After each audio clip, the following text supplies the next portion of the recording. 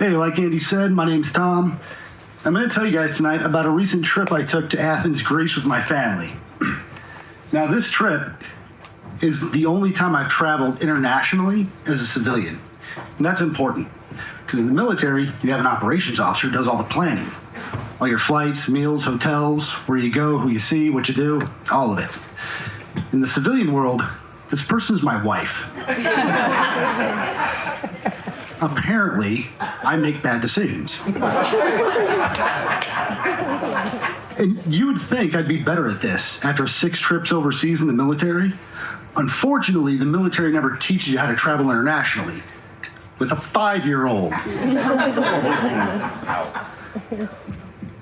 So after we land and leave the airport, I realize, shit, we never went through customs. Apparently, you only have to go through customs upon re-entry to the United States. So I'm confused. I go to my operations officer. Hey, why'd you tell me not to bring my weed with me? I could have easily brought that through. Right then, my wife cuts me off. Listen, I love you, but you always end up having weird conversations with strangers. And I don't need 2 5-year-olds on this trip.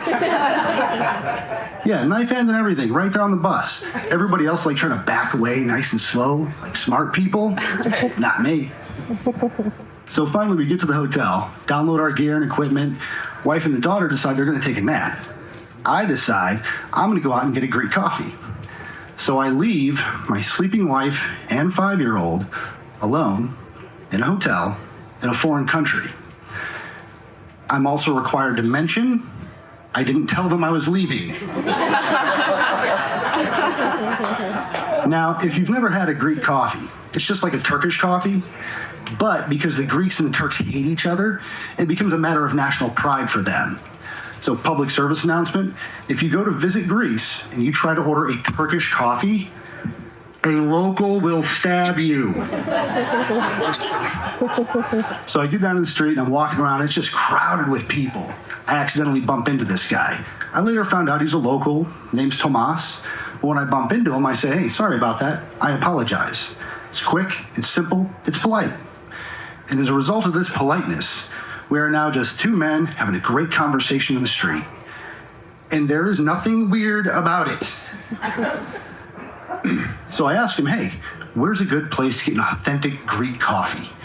Points to a bar about a half a block away. And in that moment, I couldn't find a single solitary reason not to follow a stranger into a bar in an unfamiliar country. So we're in this cafe. Thomas is behind the bar making the coffee. This woman sitting next to me offers me a cigarette. And we're chatting, and she starts telling me about the area. Yeah, around here there's a lot of good cafes and restaurants and working girls and bars. Working girls. Working what now? And then she says to me, do you like the cigarette? I put the good stuff in there for you.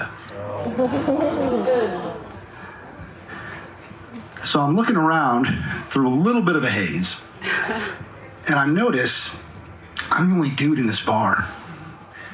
And all the women are dressed in a manner that could reasonably be seen in retrospect as provocative.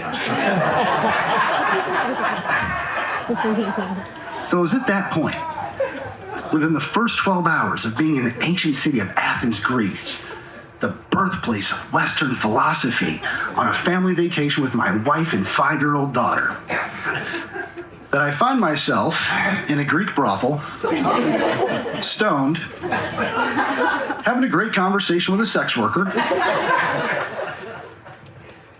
Then I think to myself, maybe she's right. Maybe I do have a problem having weird conversations with strangers.